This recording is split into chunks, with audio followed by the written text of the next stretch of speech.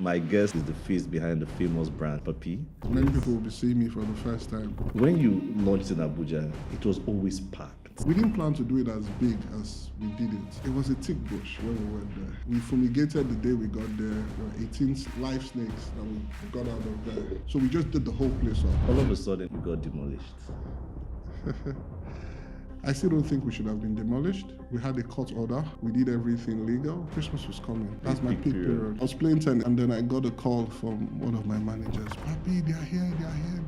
I went home, I had a bath, I dressed up and I came. And it was painful, because you're seeing a lot of money going down. It's not 100, not 200, not 300, and just a lot of money. Did you feel irresponsible? Did you feel bullied? Business is gangster, no hard feelings. I just felt overpowered. The day we were demolished, some competitors came to pick up some of our staffs immediately. I'm saying that same day, which goes back to the other part of business, which says, see, there are other things that govern the town and you have to be more aware about it. What's something you learned from the experience? The one thing that helped me, my guys. Beyond a great idea, it's a great team. How do you go about navigating that? The staff want to know that you care.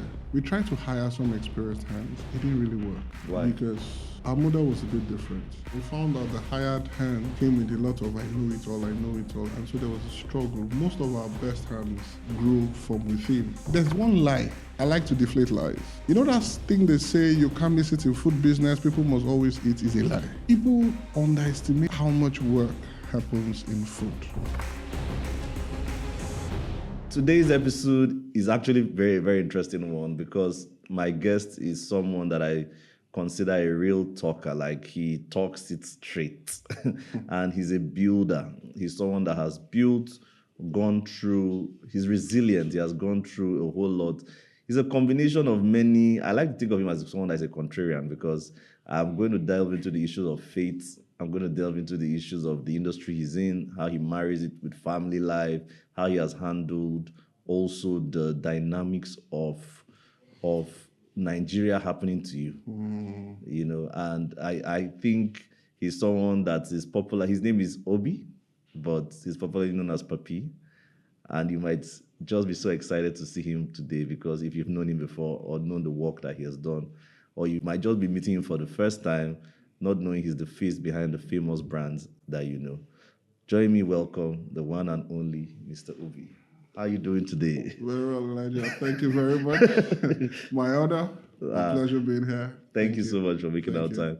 I mean, I think one of the things, when my team was putting together this podcast, one of the things they tried to do was define you as a restaurateur. And I was like, I don't really think so. So my first question actually was going to be around, how do you define yourself now? And maybe tell us a bit of a journey to get into that definition. Okay, so I like to think of myself as a business person. Even within that spectrum, I think I'm a better starter than operator.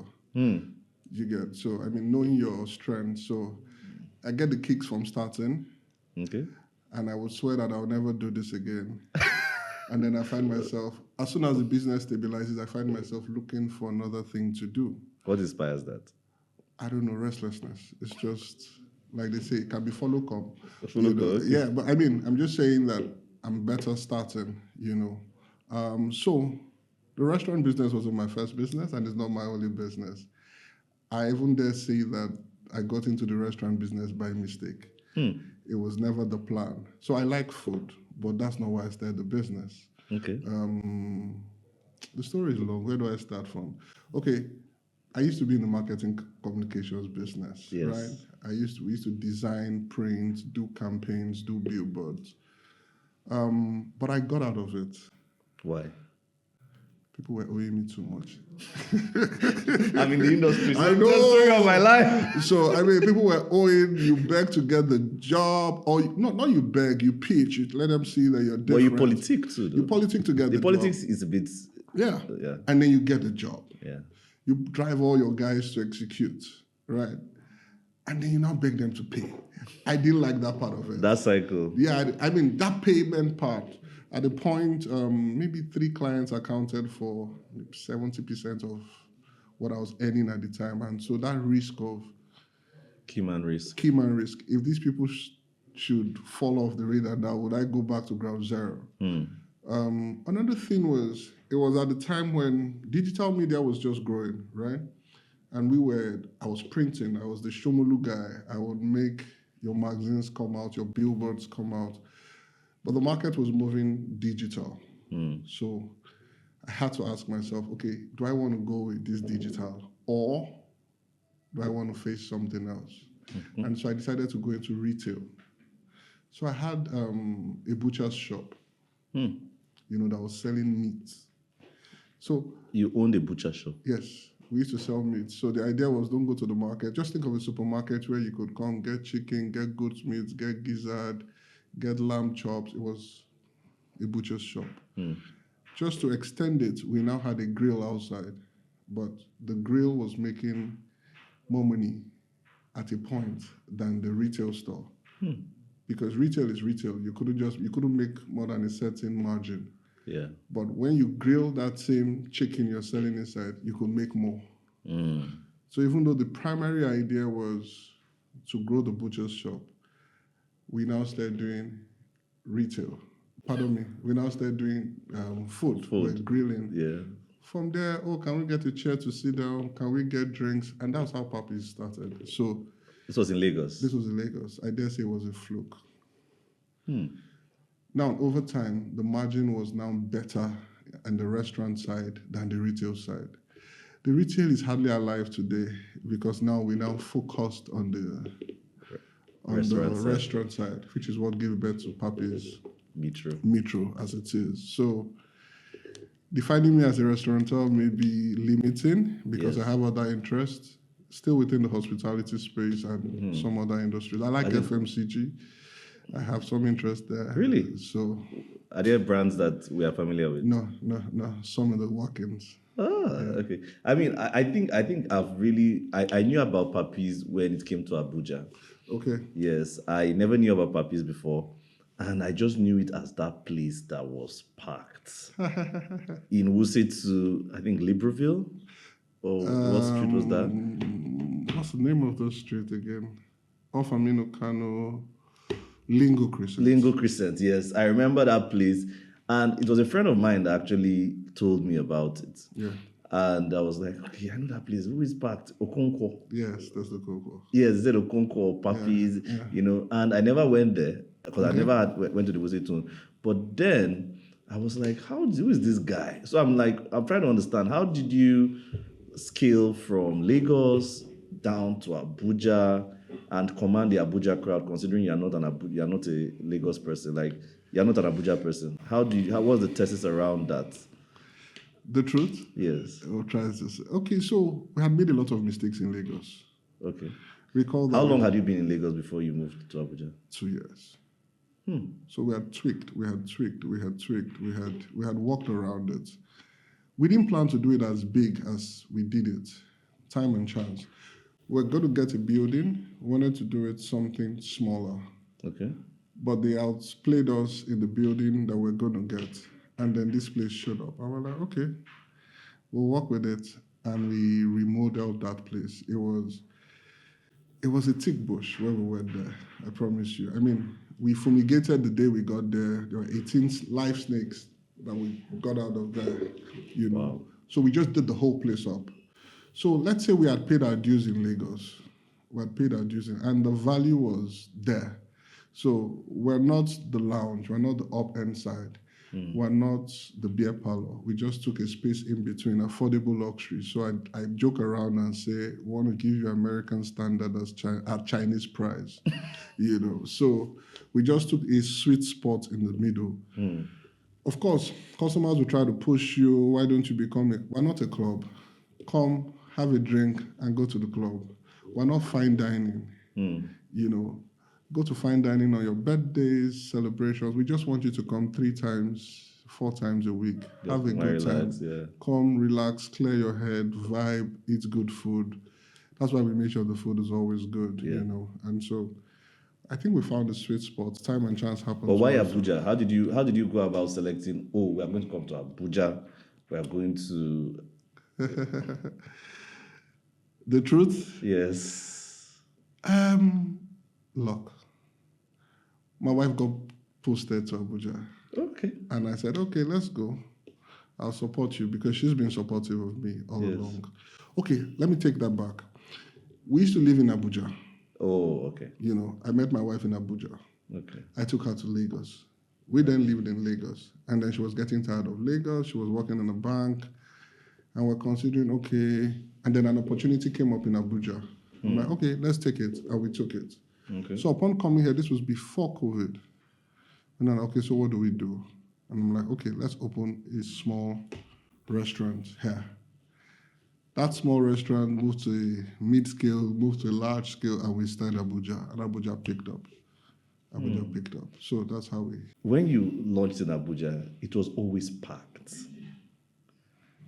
What is the secret formula? Was it because you're a marketing comms expert? Or I would say, or do you think you just had a great product? I would say it's because I'm a marketing comms guy. Because strangely, it's even hard to develop stuff for your own self. Yes, true. Do you get it's difficult. Yes. Stuff I would do for other people, to do it for myself. No, it wasn't working. Let's just say the product was a fit. Because the spread was more word of mouth. The product was a fit, I think so. Location was good. Just different elements coming together, I think so. But I remember, because the place was packed. I always felt like maybe this Papi guy is a club boy that used to move around. So he opened his spot. So his friends are trying to come and encourage him. Interestingly, I don't do nightlife. I don't club. You get? It's straight. That's why when people say passion, I like my business. I like the money. But I'm not a nightlife guy, really. Do you get? So, yes, of course, your family and friends will support you. I think the product was good, right? And at the time, people had not brought that outdoor experience on that level. Okay, on that level, yes, true. on Because that I knew there were a level. lot of gardens. There were gardens. Before then, they were dingy, you know. Yes. So if you notice, we had a lot of light. It was a bright place. We also wanted a place where ladies could come And feel safe. you know. Of course, we had cases where the guys would tell you, "Can you dim this light? It's too bright." And I know. I mean, you will find 4 ladies coming without a guy. They will sit down, drink, have a good time, book their Uber, and go. So for us, I just think the product was right, you know. A-Class was the only garden at the time that had that kind of setting. And A-Class is a different business altogether. They were not doing alcohol. They were not doing all that. So I think the product was a fit. It was a fit. But then all of a sudden, I think it came to a period, and I won't lie, I think that was how I actually came to know more about the story of Papi. Okay. Was when you got demolished. Okay. To speak to that, yes, we got demolished. Painful time. Nigeria happened. How did you life navigate happened. that? Truthfully, the truth. So 2 months before that, we're getting hits, you know. Okay. To be fair, initially the challenge was noise, you know. Okay, But we curtailed that, and that ceased to be an issue. The real issue it's almost like we imploded in our own success, because the real issue they had against us was traffic. Because, I mean, Wuse 2 is a highbrow area. We had a lot of adults on that road, you know. And so imagine trying to come to your house and there's a crowd. Everybody waiting to park, all the security men around them making money, parking people. Yeah, some customers were unruly. You park in front of someone's gates because you're coming to have a good time. We tried everything. I still don't think we should have been demolished. We had a court order. We did everything legal. But which goes back to the other part of business, which says, see, there are other things that govern the town, and you have to be more aware about it, you know. Today I'm more aware about it. I play the game too. So I think you need to bring me to speed on this awareness. This is public. I need to be careful. My minister, I'm loyal. I will not do anything about your... okay, so back to it. And then we got demolished. It was... I mean, it was a very sad day, I must say. was a sad day. I mean, I was playing tennis. I like tennis. Yes. And then I got a call from one of my managers. Papi, they are here, they are here, they are here. And I just stopped. I sat down. I went home. I had a bath. You went home and have a bath? Yes, I couldn't come by that. I said I was playing tennis, so I went home. I had a bath. I dressed up, and I came.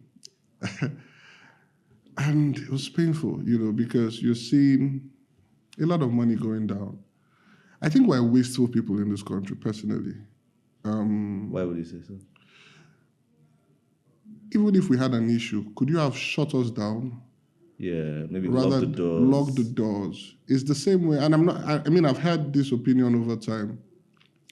Even like in Lagos, when you catch bikes, why do you crush the bikes? Why can't you auction them and use it to renovate one primary school somewhere? Yeah. Why would you carry 300 bikes and crush it? Or like the EFCC, when they get properties, why would you just leave the cars there? They would stay there and they would deteriorate. Why don't you auction it? Now, let's leave the fact that auctioning can be abused in Nigeria, but why? So could we have been locked up? Could the place have been locked up and a conversation? And then so many other things would have happened, but the government at the time felt that demolishing it was the best. So it was painful. To be frank, I felt it more weeks later. Oh, really? So that day I just came in, I was moping, I was there, I just chilled. In the location of the... Yes. Okay. I cried, but not that day, I had to swing into action. So, interestingly, weeks before that, we had identified a new location that we're going to start a second outlet. Oh, okay. So, let's just be doing it small. We're doing our stuff there. And so immediately this happened. There was no time to cry. It was like, okay, so what's next? It happened November 15th. Christmas was coming. And that was supposed to be That's my peak period. Yeah. The day we were demolished, so business is gangster, no hard feelings. The day we were demolished, some competitors... No, business is gangster, no hard feelings. The day we were demolished, some competitors came to pick up some of our staffs immediately. I'm saying that same day. But no problem. So that's the game. It's the game. No sentiments. So here we were thinking we had to do something immediately. So immediately we moved to our second location to say, how can we get this thing ready before Christmas? Because that's a peak period. That's peak period. We didn't want to lose our customers. We didn't want to lose our staff. We didn't want to lose our systems. We didn't want to lose all that. So how were we going to start immediately? So we swung into action and started walking out the place. Literally, I slept there in my car. We're just building. And then we had a show. Johnny Drill came to Papiees.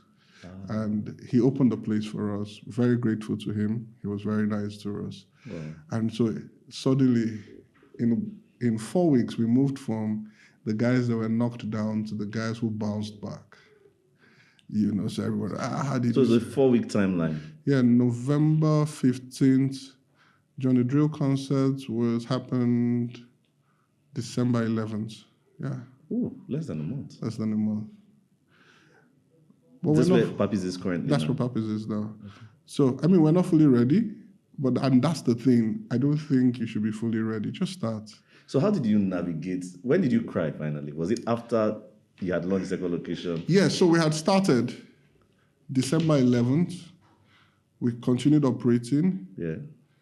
I think towards December 26th, because we had planned I'd planned my profit for the year. I wanted to end the year on a high note, yeah.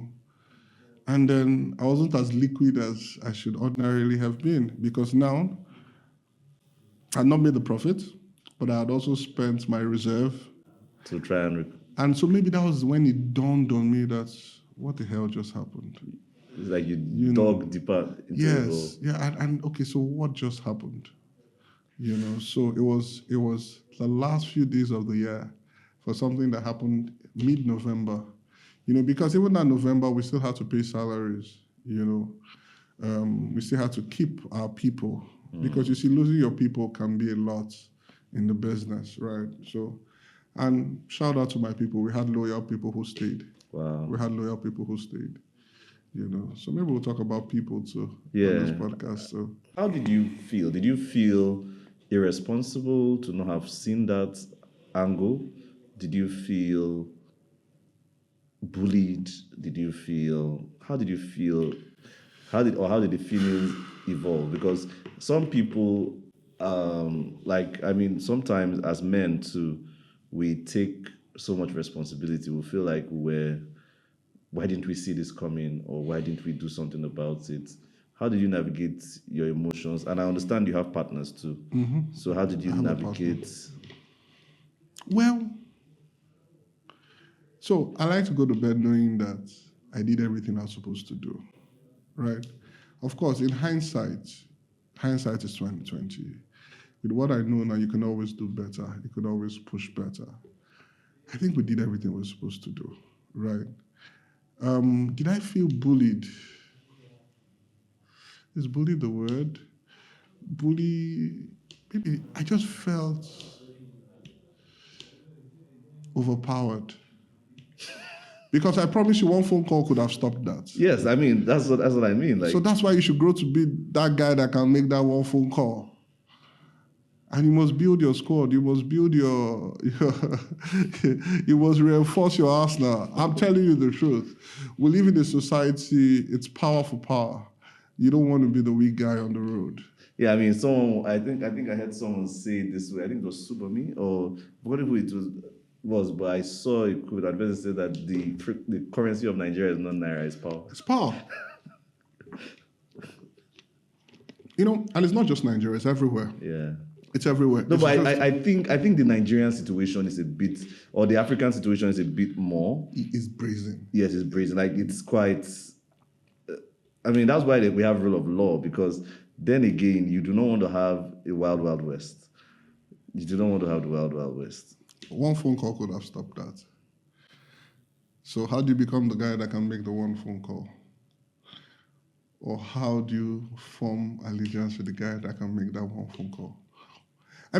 Afterwards, I started hearing things like, wow, if I had known, I would have helped you. If I had known, I was calling you.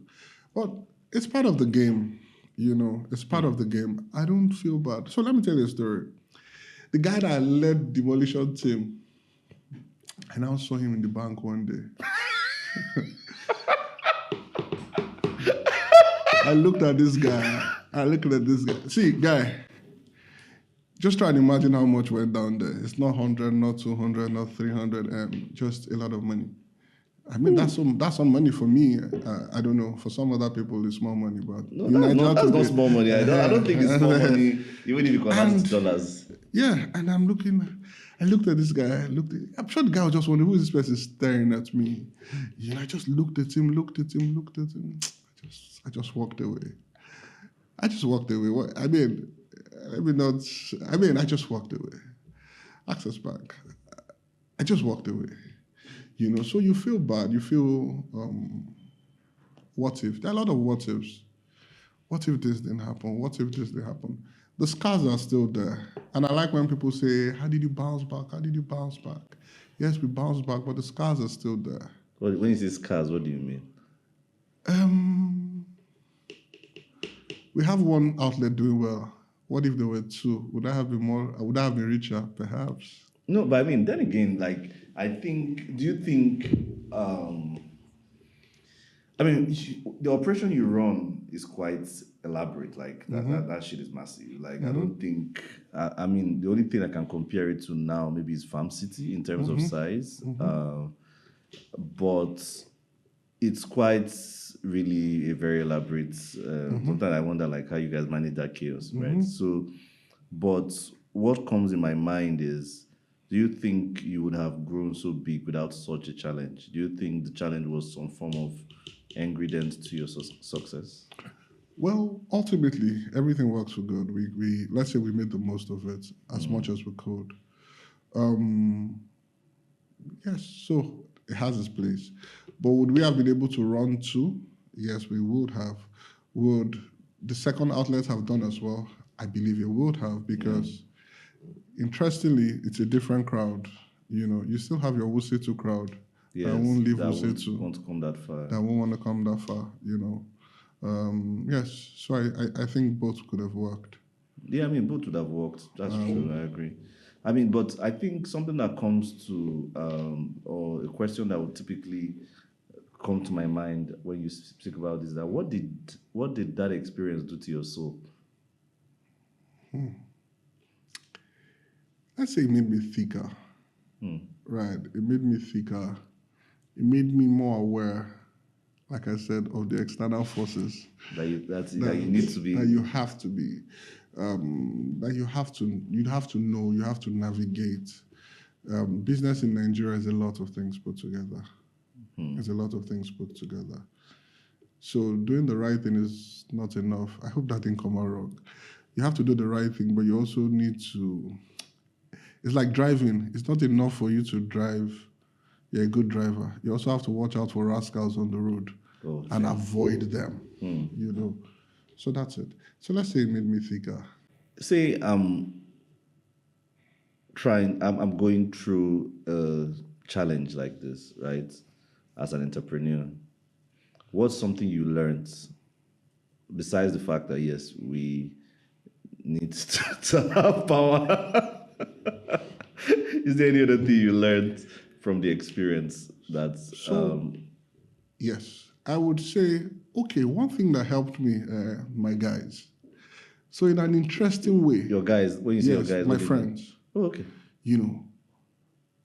I'm not a Liverpool fan, but I like their slogan of never walk alone. Do you get? You must have a squad. In a funny way, for almost 8 weeks, there was no day I was alone. So my guys would turn up. Yeah, I mean, I remember Huntley. Huntley was in the front. In fact, people thought Huntley owned the business. Yes. That's how. I didn't speak a word.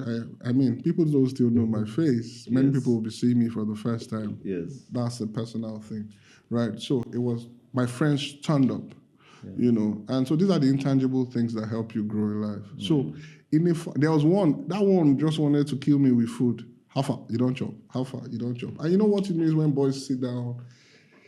They're encouraging you. So you don't even have enough time to sulk. You don't have enough time to. So yes, having a squad helps. That's why I like what you're doing here. Everybody's sharing their stories, because sometimes you think you're alone in the world. People have gone through the same things. It's either we don't talk enough, or we don't talk in the right places, or people are not listening. So if you, it's good to have a community of people. That helped a lot. A lot. So, I mean, but coming past that, and let's even talk about what it actually takes, or what are the ingredients it takes right now to build a great business. And one of the things that I know, obviously, is the great idea, right? But beyond the great idea, it's a great team. Now, your industry is known for having a high throughput of people.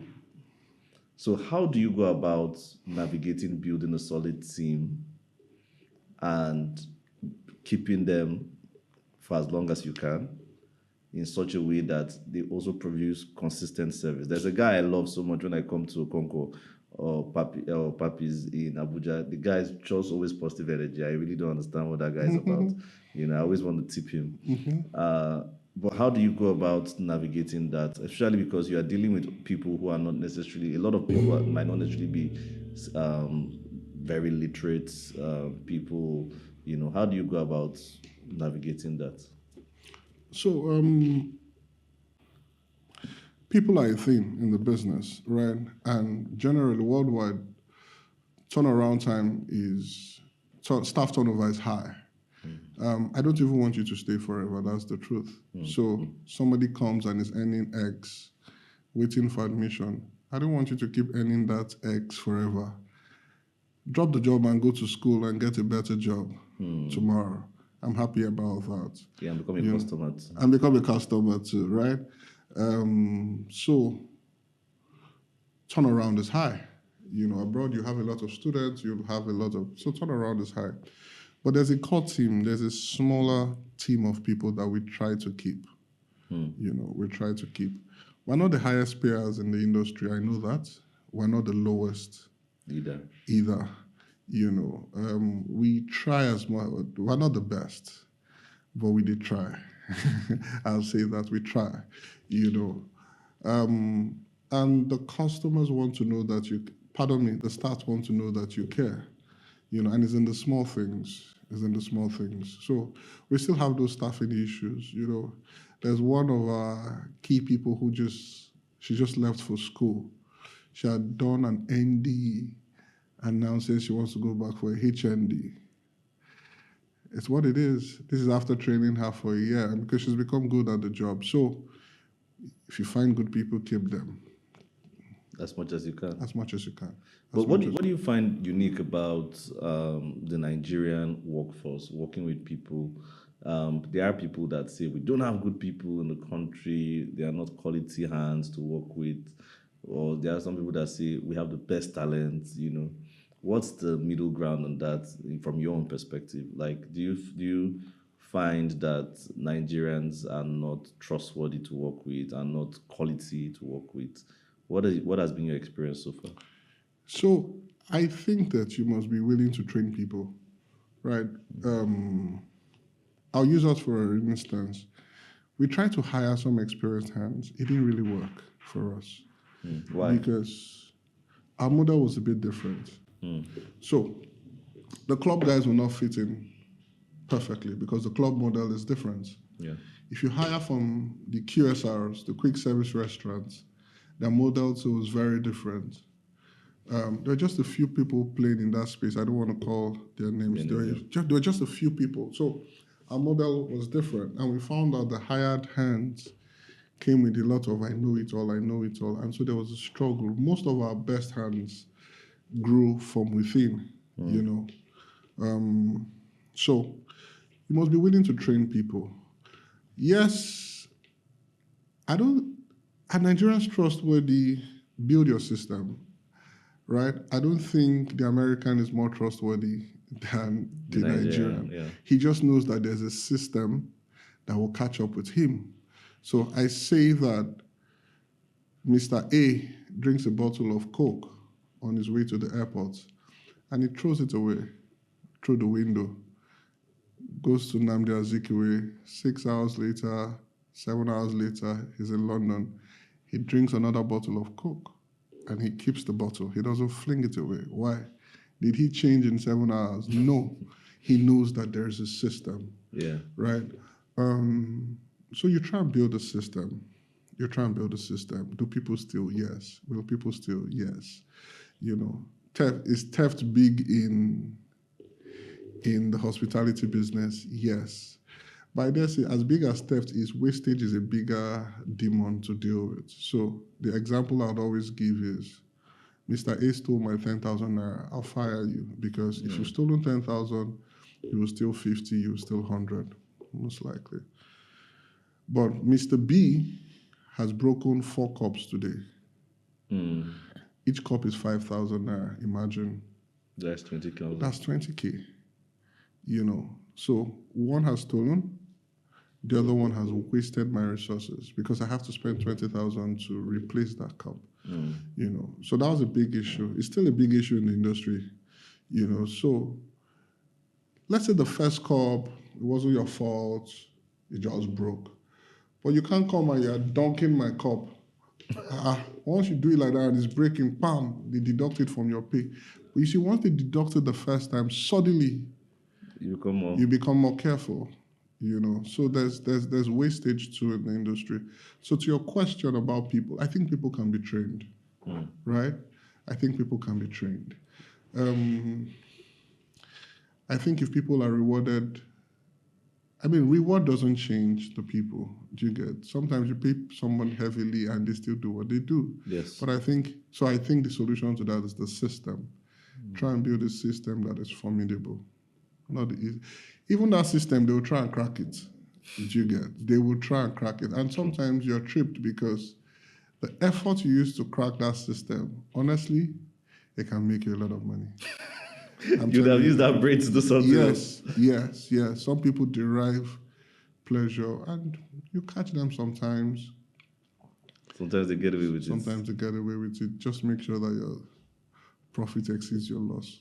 Talking about profit exceeding your loss and founding the work that you do with Papiees, right? You said you had a partner. I still do have a partner. Oh, okay. Yeah. You still do have a partner. So how many partners do you have? One? One partner. Wow. Okay. How have you been able to navigate partnership? I mean, interestingly, when we had a session last, this was you asking me the question, so I have the opportunity to ask you. How have you been able to navigate partnerships and the evolving nature of your personal lives and personal needs?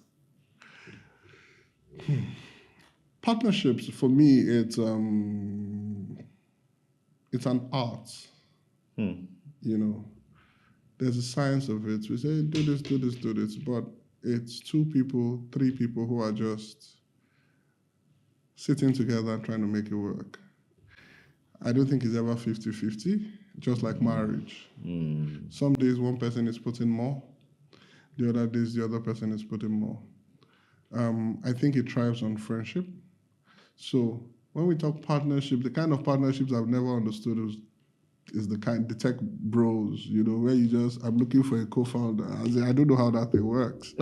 You know, my partner and I, we've been friends for well over 20 years. Wow. We're in school together. Before we got into business together. You know, when I was starting, he borrowed me money. And so he would show up every day at the business. Hey, do it like this, do it like this. And so at some point, guy, this thing is getting too big. Oh, come, let's do it together. Okay. And we started doing our thing. I don't think I would have achieved this much without him. Okay. Right? So I'm a big fan of partnerships. I think that people should exploit more. I'm from the East. I'm an Igbo boy. And in the East, we're not very used to partnerships. That was what I was about to ask you, because I was going to say that as an Igbo man, the day I met, there was a day I bounced, or should I say, I just met Peter Obi by chance. Okay. At John Wood Hotel here. Okay. And because I am also in a partnership, so we just went to go and have our meeting at the beginning of the year, and then he comes in and we're like, oh, okay, Your Excellency, welcome. And I said, what are you boys doing here? It was an empty restaurant, so he just came in, you know, and he sat down with us, you know, and he said, oh, he's going to order what we're having. I said, okay, let's have it. Cool guy. And then he said, oh, you guys are partners. And the only thing he kept repeating was, don't play with your partnership. I promise you, I think it's a game changer. Tell me why. Well, 2 is better than 1. Data backs it up. Yeah, true. Data backs it up. 2 is better than 1. Even at the demolition, it was easy to look at your guys. Okay, we're in this together. We'll go rough them. Do you understand? Like I said, some days one person is better than some days. I don't even understand what he's doing, but I just trust him. And then in fact, sometimes I even try to discourage him. Then when he walks, I get my own dividends and I smile as if it was my dad. Two is better than 1. 2 is better than 1. So I would always advocate for partnerships. I mean, I even think that staffs can grow into partners. Do you get? I think so. A friend of mine was working for an architectural firm, and then his boss calls him one day and says, see, guy, I know somewhere in your head you're thinking of going to start your own. See, it took us 20 years to get here. It doesn't have to take you 20 years. You know what? That effort, put it here. If you achieve X, Y, Z, you have a seat on the table. True. The guy said, really? And he put in the work. X, Y, Z, got his seat on the table, took a small pie of something bigger, because the guys were thinking of stepping down. There are things I did early 20s that today I will struggle to do. True. I imagine that things I'm doing today that I don't want to do in the next 10 years. In the next 10 years, in the next 20 years, you know. I've also observed and seen a few people who I feel that they should have given partnerships to their staffs. I don't want to mention the name, but I know a company like that. The man was getting matured. About 3 boys who were running the company said, guy, you pay us a salary and it's good, but we want more, And the guy wanted to, he wasn't sure, should he not? I think his wife influenced him. I mean, I'm not saying that, but somewhere in between, the relationship fell apart. I think he should have given them a small share of the pie, and then they would have used that energy to increase the pie. So just increase the pie. But he didn't. They went, they started their own stuff. They're doing well. They're doing better than him now. Not because they know better than him, but they have the energy, they have the strength. Response time. The response time. So I believe they're doing better than him, Sometimes I imagine what his wisdom plus their energy coming together would have done. Do you get? There's the wisdom of the aged. Yes. You can't buy that on the streets. There's the strength of the youth. So I also think that, which is why I have nothing against people. I don't think everybody should be an entrepreneur. I agree. But you can deliver results to the point where you have a seat on the table, either by profit sharing or equity. Do you get? So for me, Peter Bill was right. Don't joke with your partnerships. And there are many things that can affect partnerships. Like what? Well, trust. Trust. Think of it like marriage. You get, trust can be a thing. It's good when you trust this person. Shared values. And now I'm not talking about the core business, shared values. Yeah. Something happened to us, I think it was 2 years ago. Somebody wanted to use the back door to help us get something. And I'm like, no, this is not how I intend to make money. And the guy insulted me, dropped the phone, and called my partner to take the opportunity. And that one almost used the same words. No, this is not how we do things here. And the guy dropped the phone and said, who are these idiots? Why do they think alike? Shared values is a thing. Do you get? Shared values is a thing. I'm not saying that you must be alike, but shared values. I mean, I once heard someone said you need to align on vision and values. Vision and values, So if you get that right, there's trust. And like marriage too, it doesn't mean there won't be issues. Some things you have to brush off on the strength of trust. I'll give you a typical example. Because I had run as a solo businessman for a long time. But you were a solo businessman before you had a partner. So he was my guy. Okay, so... Do you understand? He was doing his own thing. I was doing my own thing. We're friends, exchanging notes. But at some point, we now came together. So I took a decision. Actually, it was a bank account I opened. And I didn't tell him. I just back. I moved. I did everything. So imagine him coming and seeing an account he didn't know anything about. And I'm like, oh, sugar. I said, guy, for the last 15 years, when I want to make a decision, I just, bam. I'm just getting used to this partnership thing, So, but of course, because there was enough trust on the table, if there was somebody else, he would easily have said, yes, like, were you trying to play a fast one? Would you have told me if I didn't find it? I wasn't trying to play a fast one.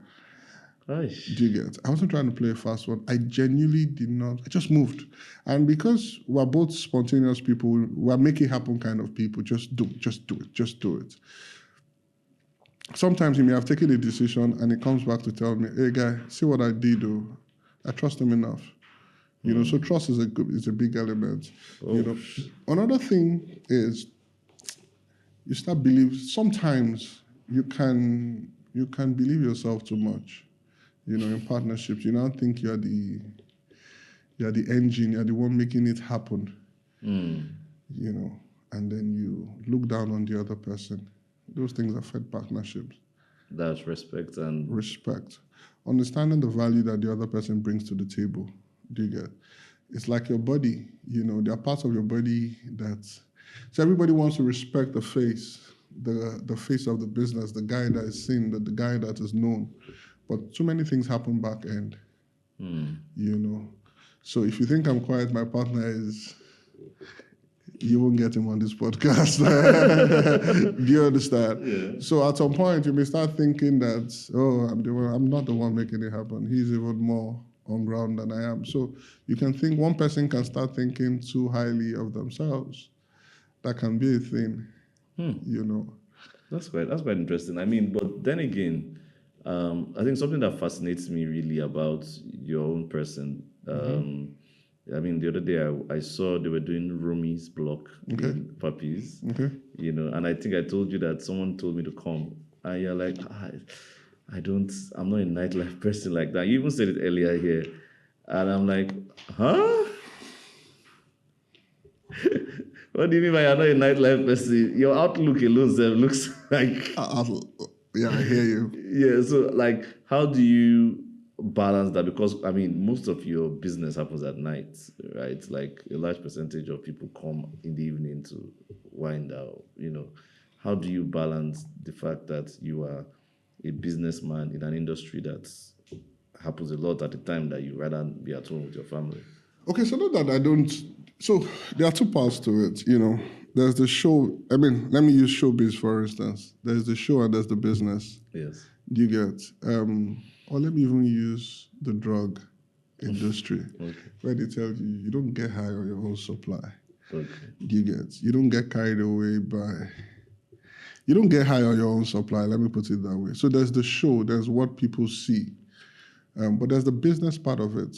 You know, there's a lot that goes on back end. You know, for a Good Friday night, because we do a lot of food, and that's where we may be different from a club. You know, procurement has started days before, prepping has started. There's a lot that happens before that food you're eating by 9 p.m. So much has happened during the day to make sure everything is right. And so even though I'm not there, we have people who are there, who do what I would ordinarily have done. Because you've done your own during the day. I've done my own during the day. And as much as I'm not a nightlife person, there was a time I used to be there every day to put up the systems, you know. So I put up the systems, we put up the systems. My partner is around sometimes, even if I'm not. Sometimes I am around. But there are also people who have taken up this responsibility, who can hold it as much as we do. You get? So that's how you're able to navigate it with you. I mean, I have other interests too, so that we share together. So beyond hospitality, beyond restaurant, the Papiees that we know, you have other businesses that you do. Yes, interest and businesses. Okay, I see what you mean. But I mean, if, for example, I mean, you spoke about passion. You spoke about the fact that people speak about investing in your passion. Do you think, or would you say, restaurant here is your passion? Or do you just, what's your thesis for investments, really? Like, do you just invest in what intrigues you, or do you invest in... Well, I have to understand it. Okay. So I have to understand it to an extent. Because, I mean, there are some people that just come and they just see, once I see your parking lot like this, I'm like, hey, this Papiees guy, he did make money. He's cleaning out. I mean, like, so, like, what are people not seeing? What do people don't understand about, like, how you see business and how you operate for profitability across industries? There's a business behind the business. Do you get? There's a restaurant that opened here in Abuja. Some people have copied us and they've done a good job. There's enough for everybody. Do you get? But I've also seen people who just assume that, okay, once we just put this roof, put the lights, the customers will come. You don't know what's behind it. So there are many things that go on behind, even in making that food ready, making that drink ready. So there's a lot that goes on behind it. But what's my posture on investment and all that? I need to understand it. Do you get? Even if I'm not the driver, I must understand how we're going to make money. I have to understand it. I try not to get carried away with the trends. With the trend, or so like I said, there's the show, there's the business, So yes, I would love to like the show. You can't tell me Dangote is passionate about cement. He's not. But the business makes sense. It's a project management gig. How do we just move this to this and make the money? So that's why I say passion is, it'll be good if you're passionate, but you can do a business you're not passionate about. Personally, I think so. Do you get? Dangote is not passionate about crude oil. What's passionate about? What's there to be passionate? Just there's a gap. I have what it takes, and take it. I think something that quite fascinates me now is the fact that there's been a whole drive towards Japa. There's a whole drive towards leaving the market, but you are still optimistic about the market because obviously you're investing in the market. So what has informed you? What are you seeing? Or what's your perspective on the Nigerian opportunity? Nigeria makes you unhappy sometimes. Yeah, it made you very unhappy in November 15th. Yeah, it makes you unhappy sometimes. Sometimes I sit down and I just imagine, what if we had continued in the trajectory of 2013, 2014? Where would we have been? I feel like Nigeria has taken a lot from us, I'm supposed to be richer than I am, because now you're fighting against inflation. It costs almost 4 times as much to eat than it used to cost back in the days. And I'm not saying long time ago, I'm saying 3 years ago, 4 years ago, so you're unhappy about it. But at the same time, it's almost a basic need. Do you get? So the market has changed a bit. Boys may not pop as much bottles as they would have before, but they still want to chill. It's a fundamental need. It's a social need for us to sit, talk, gist. People would always drink. When a child is born, they will drink. When a man dies, they will drink. You have to just step down. So it's almost a fundamental need. What they will drink might differ. And then we'll also find that people are now pushing more for value. So what they would have forgiven you for before, they're not going to take that again. They want to get value for their money, for their bucks. So that's it. We're still here. Japa. People with Japa, I don't think it's a bad thing, because I think Japa has also created opportunities for more people. So I know a young lady who, she's swamped at work, and the exposure she's getting today, but for Japa, her superiors left. Do you get? Her superiors left, and so she was left to carry the burden that she ordinarily won't have been given. And so I think there's an opportunity there. I just pray that we can stabilize things quickly, because now you can't even plan. Today, dollar is 1.7. See, if dollar can remain 1.7 for the next 3 years consistently, then we know that this is what we're dealing with, and we can make adjustments. But how do you manage the optimism, notwithstanding the challenges? In spite of the challenges, in spite of the challenges will be it. I just have to keep playing the game. I just have to. For me, Japa has never really been a thing. I would not deny my privilege. I don't think everybody has that same opportunity. If I was starting today, so Nigeria is a market that can reward you if you don't die. Yes. Yes, I'll put it that way. Yeah.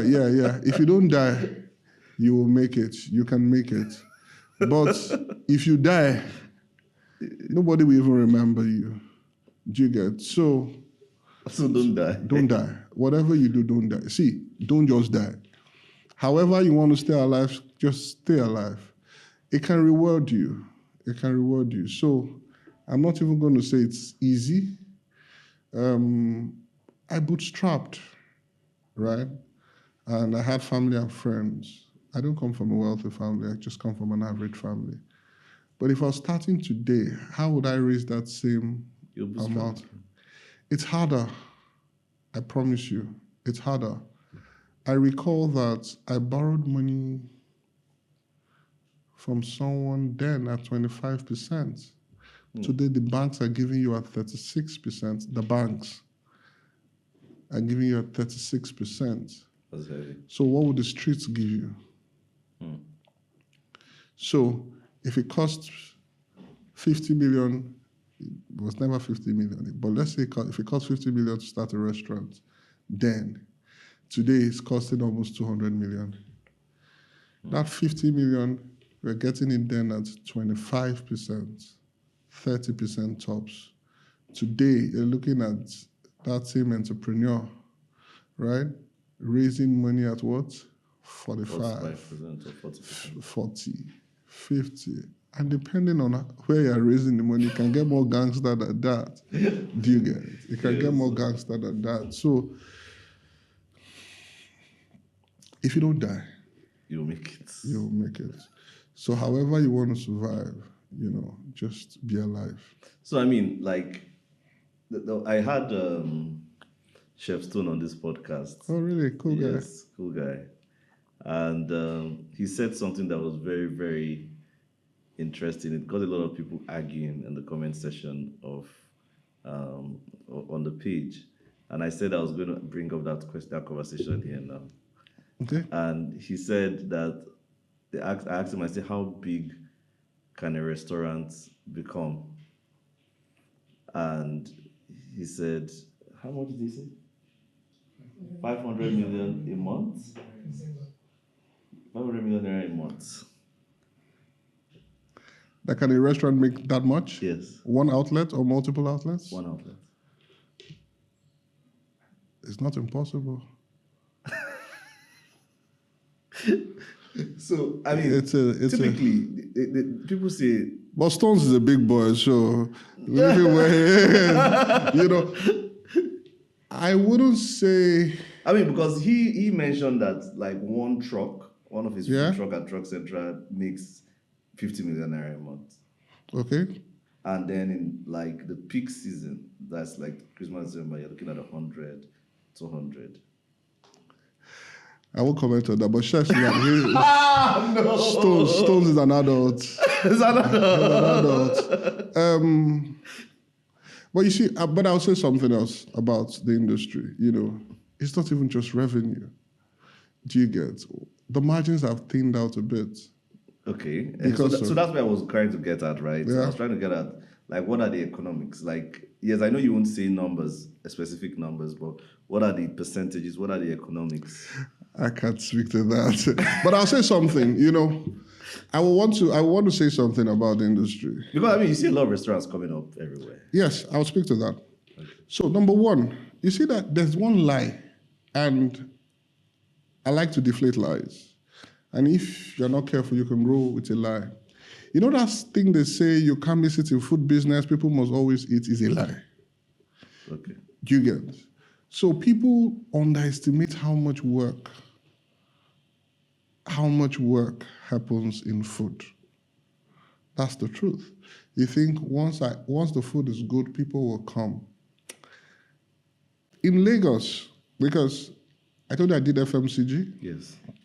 At the time we were working on jam for eating bread. Okay. In Lagos was doing then, if I'm not mistaken, I think 3 million loaves of agege bread every day. Ooh. No jokes. Now, your Lagos guy is leaving home 5:30, 5 o'clock.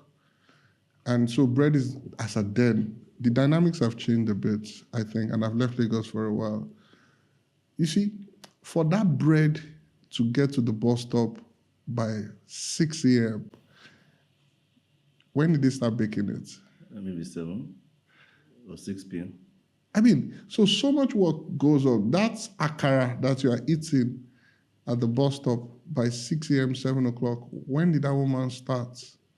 So people underestimate how much work goes into that industry. Another thing is, a bank will close on Friday and you'll go home. Your office will close on Saturday or Friday, you go home. The hospitality business is always revolving. So you're not done on Monday, you've entered Tuesday, so it's just a cycle. Do you get? So I think people think that the business is easy. People underestimate what it would take to make a restaurant work. People depend on their friends. Oh, if only my friends come here. I'll tell you, I know a politician whose son built a restaurant hoping that his father will win. And that this will now become the hub. Now, that can be an advantage, but that can be the reason you're setting up a restaurant. Do you get? Some people say it's for the passion. Passion. That's not enough. It's a business. It's a business. I mean, some people say that the business of restaurants is in the drinks. That's in the drinks. Is it true? There's margin in the drinks. Okay. There's margin in the drinks, especially when you go alcohol. So, as a matured man, you will not eat to stupor. Right? A plate of food, you're good. But there's no limit to what you can drink. Right? So in terms of volumes and margins, it's in the drinks. Yes, it's not out of place. But you see, the food has its place, which then goes back to the kind of food. The kind of restaurant you're running. So, and that's why, you see, there's a difference between Papiees and Okonkwo. What people are coming to experience are different things. Yes. Right? In a club, there are certain things they won't serve you in the club because of just the nature of the environment, the vibes and everything. They won't serve you certain things. At best, they'll give you finger stuff that you can just throw in to hold your side. So it just depends on and there are different models. I mean, Stones is doing great at what he does. Yeah, he has his own model, do you get? Well, yes, you can make a lot of revenue, but just be careful that you're also making profits. Where does the kiss of death come from in terms of the business? What should one pay attention to, or else they will die in this business? Is it the power? Is it? I mean, where is the? What should we have? What's the hotspot? Yes, where's the hotspot? Where do people die? Or what kills people in this business? Power can be a thing. Consistency. Do you get? If I eat you have to be consistent. Do you get? There's a restaurant, I won't call their name. Their food is terrible. Their rice is terrible. But they're consistent. They're consistently terrible and cheap. Do you get? I agree. No. You may have an idea. Yes. Nobody does lunch in Lagos as much as they do. Oh, okay. Nobody does lunch as much as they do, as well as they do. So you may not like the food, but I bet you if 5 of us called right now, they will be the first to deliver. You have an idea of what I'm talking about. They will be the first to deliver. So guess what? If we're very hungry now, especially junior staffs, you're an adult, so you may not want to eat their food at this level. Yeah, you're an adult. You're doing well. But amongst the price is good, the taste is not great, but it comes fast, It's okay. Guess what? They're there. And I respect them for that. They're not even trying to be everything to you. So choose your hustle. Don't try to be everything. So yes, maybe one thing in hospitality that I think is a death trap is when you try to be everything. Yes. Even in the hotel business, in truth, hotel is not just about going to sleep. There are different kinds of hotels. Yes. You have your business hotels, you have your leisure hotels, you have your family hotels. And so, to all of this, there are different things. There's a popular hotel in town. I don't like going there because you just meet everybody. Yeah, I get that.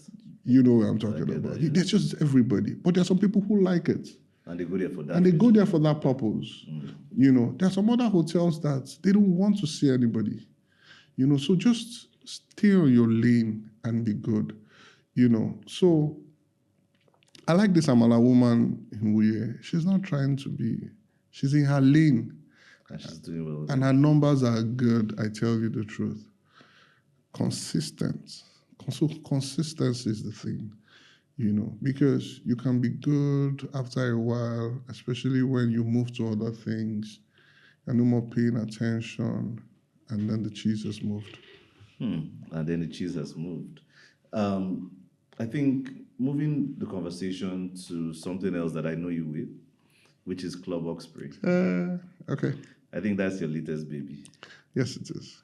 Okay. What's that about, really? I mean, you invited me, and I think you shared the vision with me. I think it was really quite visionary to really want to do that. Okay. So, what's like the vision for Club Opry? Is that another hospitality business? And what should we be expecting? Okay, so Club Opry is just essentially building a business community, right? Okay. Business professionals, cerebral entrepreneurs. It's just building a community. So that's what we're doing. Is there a hospitality part to it? Yes, there is, because we have a clubhouse in the works. Oh, really? Yeah, so there's a clubhouse where, okay, you have to be a member to be a part of it. Yeah, I think that would be nice. Yes.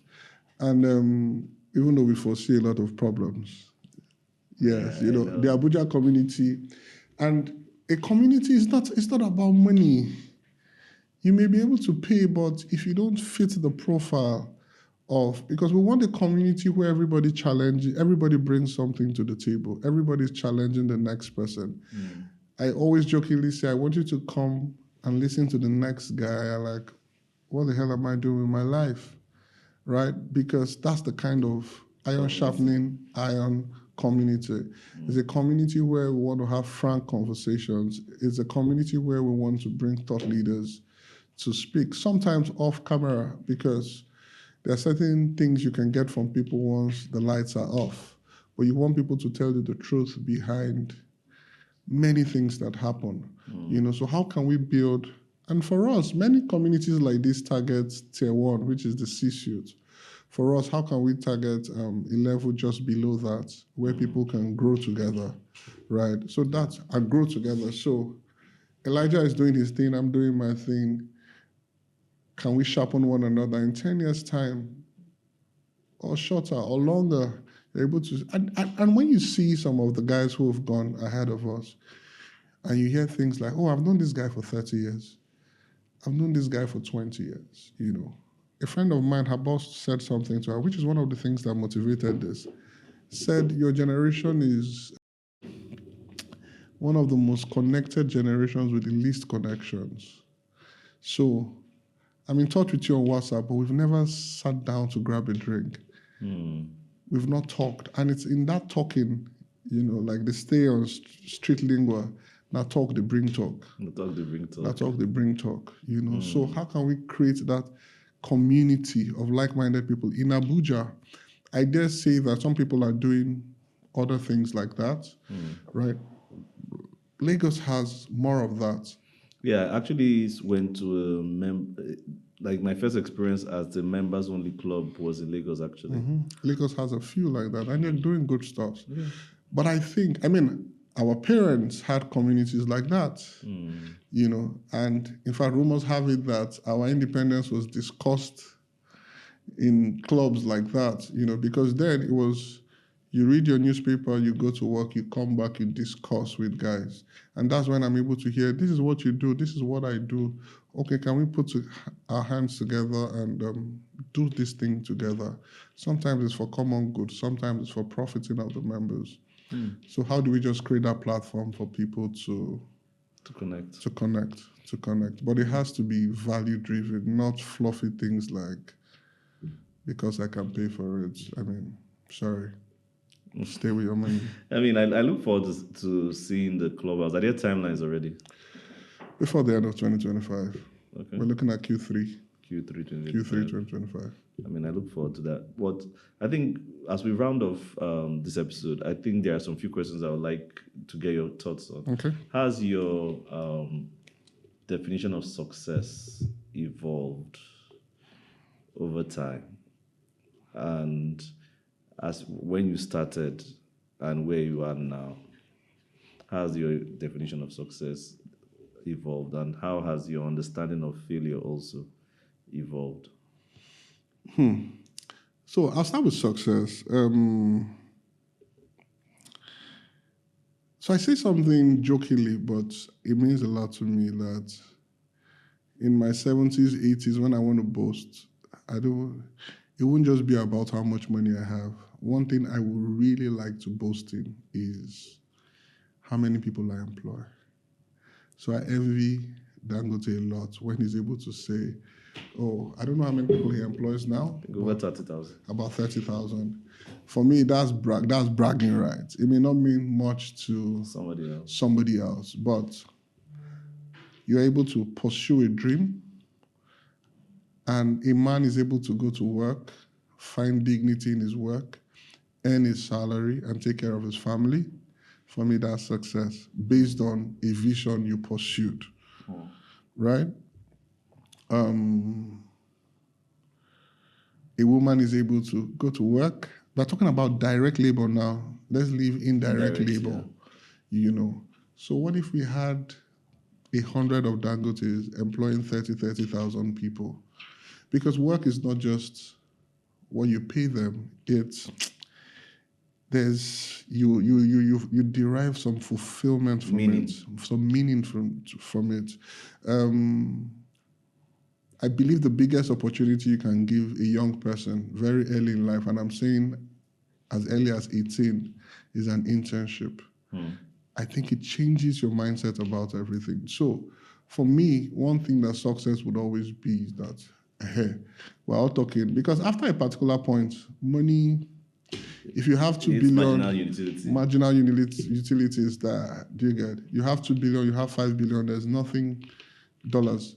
There's nothing you can afford. You don't even need that much in truth, You don't. Data shows that with $2 million, you will live a soft life. Almost everything after that is vanity.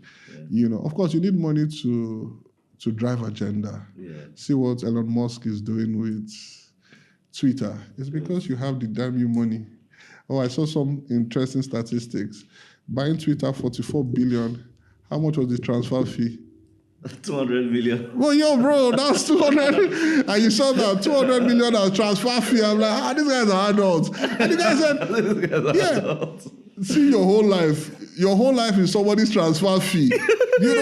So if you live for just the numbers, there's somebody that has more money than you. So you will just be flat. Money is good. Money can help drive agenda. And so he buys Twitter and is pushing his agenda. I mean, you've been able to play the critical role in getting Trump elected. That's a big thing. So money can become a tool. But my needs are not much, honestly. And so over time, I'm realizing that, okay, a newer car is nice, but it's another car. It's just another car. You get a more expensive shoe. It's nice, but it's another shoe. So you have to, I just think so. I just think that you have to keep things in their right perspective. So that's my thoughts on success. But then failure. Failure is interesting because I'll tell you a story. Okay. I heard of a guy who, I don't know if he committed suicide or he wanted to commit suicide. I think he did. Over 8 million naira. Over? 8 million naira debt. Oh my. I'm like, I wish I had a drink with this guy. You would have seen that. You remember when we were in school, and you fail one course and you think that life is over? Or you have a carryover and you think that the world is ending because of one carryover. It's like So someone feels WAEC and they're just feeling like my destiny has is. finished. Guy, calm down. Go and rewrite the WAEC. Is it not? And then you really find that guy that humbled himself and went to rewrite the WAEC may get a job before the first guy. Yeah. So sometimes you need older people to help you put things in perspective. I met a guy. I went to speak somewhere and I talked about debt. Debt is something we don't talk about a lot in starting, And then a guy came to meet me afterwards. 24-year-old boy. He had done some good things, but also made some stupid. And he was in debt for up to 20 million. He was almost suicidal. And I said to him, guy, your problem is not as much as you think. It was a light bulb moment for him. Because I have owed money. I have owed money well. Let's not talk about debt, But that's what it is, I told him your problem is not as much as you think. It's not like you used it to buy a new car. You just made some stupid decisions, which is not unfounded for a guy your age. In fact, I told him that honestly, you should be proud of yourself. You should be proud of yourself. You have the heart of. Let me say it in Igbo, meaning that you have the heart that is required to make money. Do you understand? And he was just looking at me like, okay, so I'm not as mad. I said, yeah. And I told him straight, you're going to suffer a bit. Yeah. Do you get? It's not going to go off. You have suffered a while. Yes, you'll suffer a bit. And go with your full chest, sit down, renegotiate. You will suffer a bit. Okay, you may need to add this to find another way to double your income. Because so he had bought some buses. The engine was still on. So under pressure, he wanted to sell some of the assets. I'm like, if you sell this, you'll pay off 1, 2, 3. What about the remaining people? How would you pay them off? You have to soak up the pressure and make sure that whatever happens, this engine must keep flowing. The worst is that I'm owing somebody XYZ and I'm paying you. You may complain I'm paying you small, but I'm paying you, right?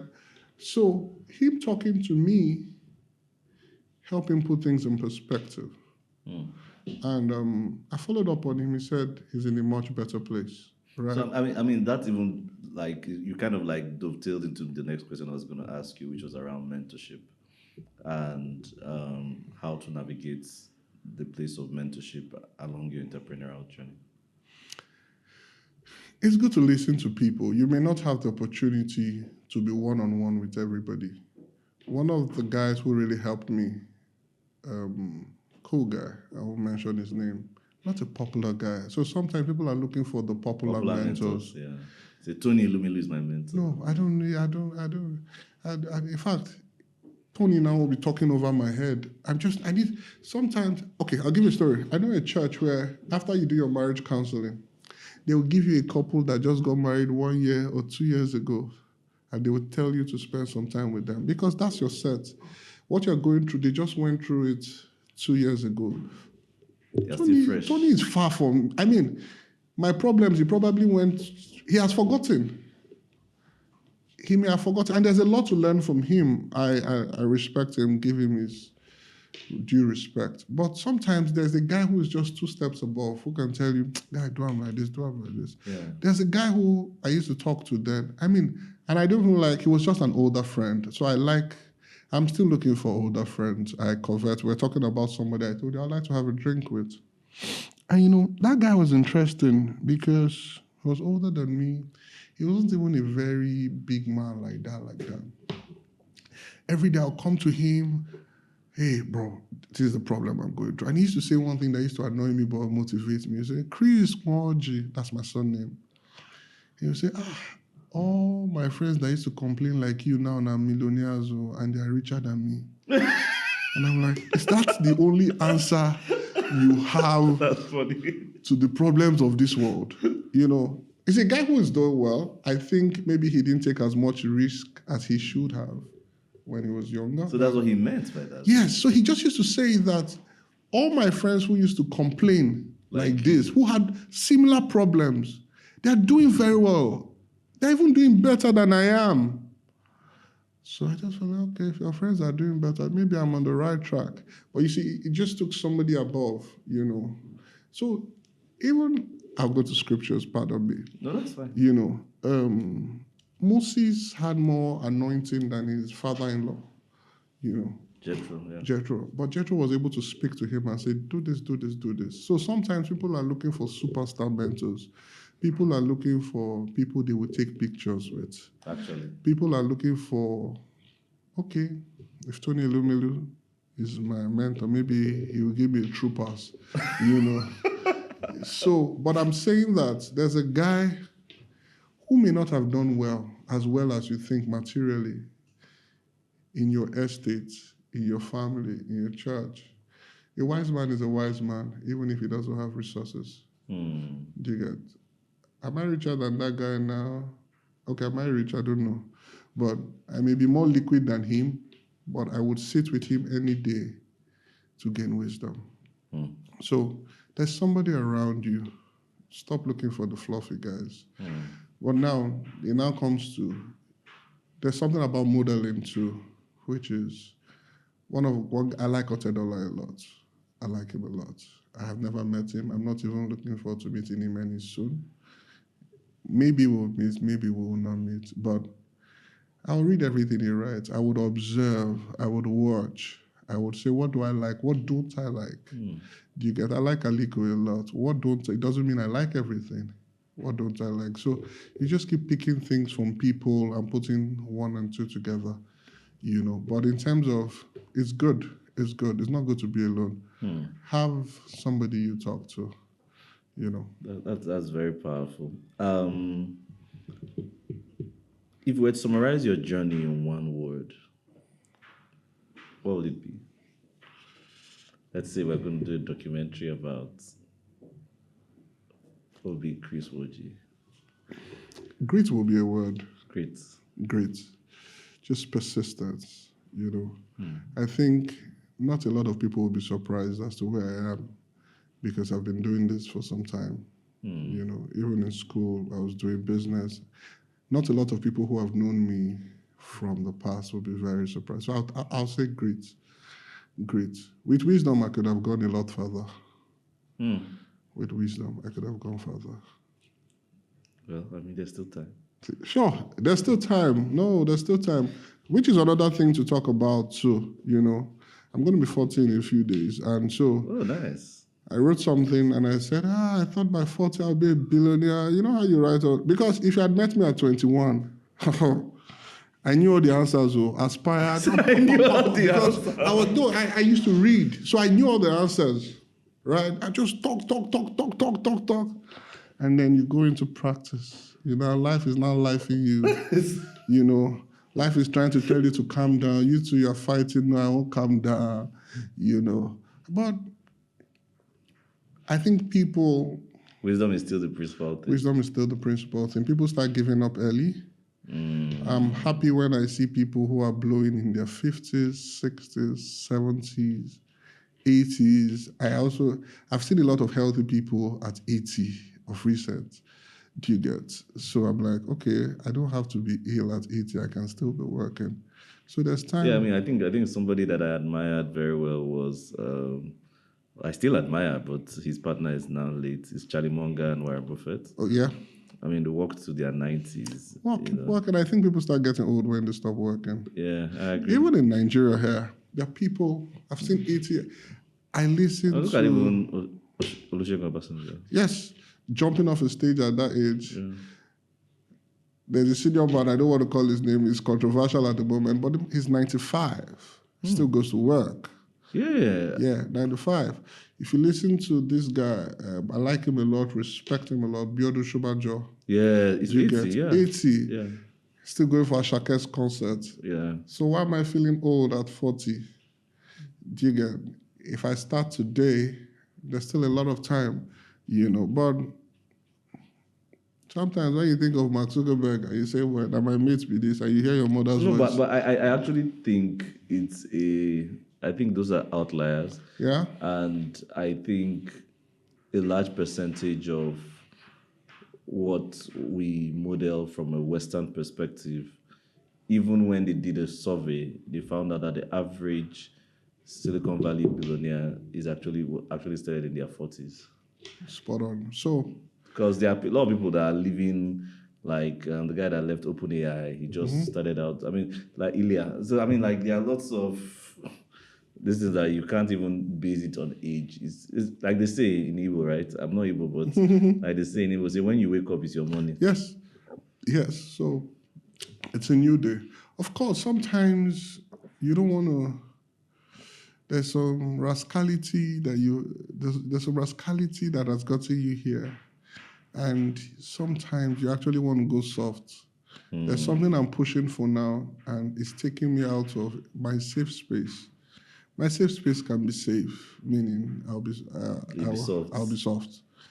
But now I'm having to push. Let's just say a few years ago, I'd have thought of it just twice. Now I have to think about it 3 or 4 times.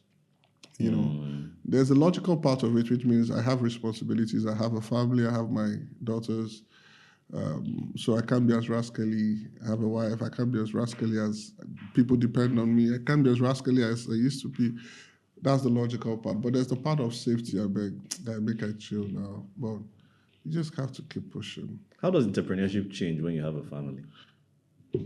Well, interesting one. It changes. Let me think about that. You have a family, your risk appetites can change. It goes down, you know. You have to hedge. So there are things that I would never gamble with, you know, because if you don't settle the home front, you cannot. I mean, there's nothing I'm pursuing here. If my daughter's school fees is not paid, I won't be balanced, right? Some basic things. There's a minimum standard, you know. Of course, sometimes you have to lobby. So to say, hey, rather than do this vacation, can we postpone it because I want to push money into other things? It can be tough when you know say, but this person is not as liquid as we are, but they are going for X, Y, Z. And I say, just chill. We're still building. We haven't reached the point where we can. I mean, that you can pay for it doesn't even mean that you can afford it per se. But you know, we live in a flexing society, so sometimes I get bypass this guy now, but he's flying business class, and I'm still explaining to my people why we should do, you know.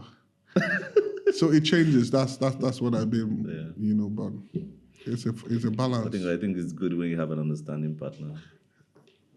Magic.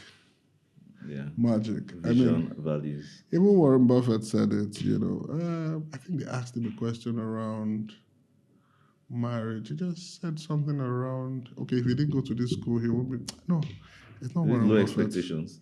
No, I can't remember who said it. But marriage plays a role. It plays a role. Just having an understanding partner. So if you have your guy with you, you marry somebody who's a friend, it has its place. It helps. It helps. It does help. So, I mean, just a few questions before we round off. If you could travel anywhere in Nigeria, where would you go to, and would you settle with Papiees there? Anywhere in Nigeria? Yes. And would you go, I think basically, like, would you set up and open another Papiees location there? Personally, without Papiees, one place I'd like to be is Taraba. Up the mountains. Yeah, I heard it's beautiful there. Beautiful, awesome. Well, I want to set up a Papiees there. It won't be a bad idea. Now, that would mean that if everywhere was safe and people were traveling a lot, you know, but I'm not going to just put something there that wouldn't make money. But is there any city that I love so much? Apart from Lagos and Abuja, just as beautiful. Yeah. The spending power is not as high. Yeah, it's actually just a nice place. Just a nice place. I think it's a place that we've lost. I think if we... Yes, it's a place we've lost a lot in. Yeah. just as beautiful. So, if you could have dinner with 3 people, living or dead, who would they be and why? 3 people, Otedola will be one. Oh, okay, yes, you said you like it. Let me think.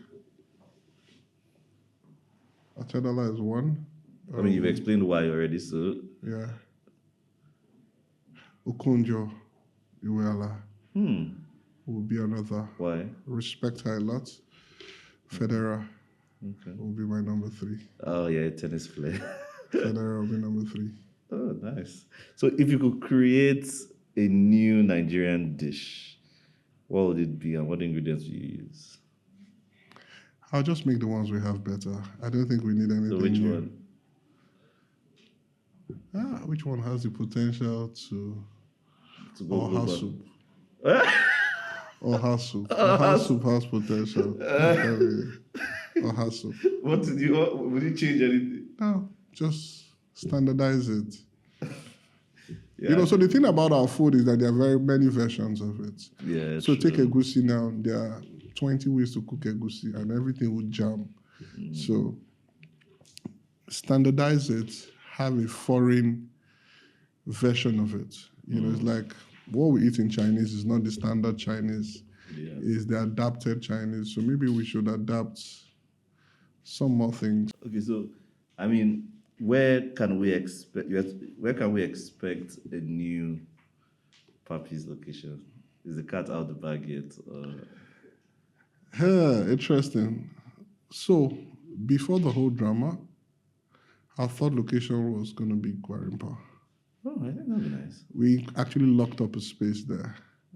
Well, I mean, right now it's still on ice.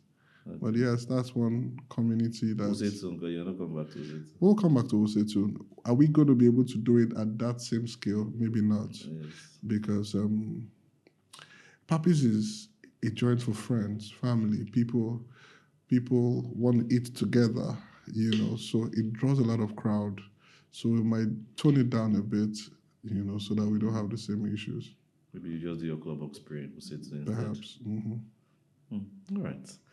So, if you could give any encouragement to any entrepreneur right now in Nigeria today, what will be your words to him? Don't die.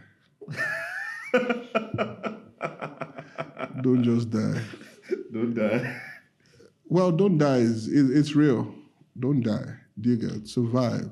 You talked about Yemi Jemibo, you know, and how Cardinal Stone.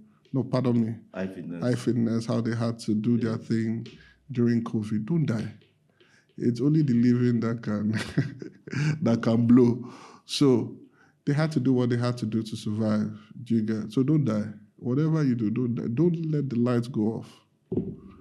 You know, don't let the light. Don't die. Don't die.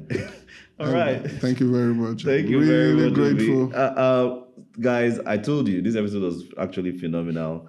He kept it real. He went down. He shared the moments. He went through the emotions. I'm sure if you enjoyed this and you want to track the work he does, his links will be in the comment section. So please follow, like, engage, reach out to him if you have any questions. And I look forward to catching you in the next episode. Don't forget to like, share, and subscribe. Have a great one.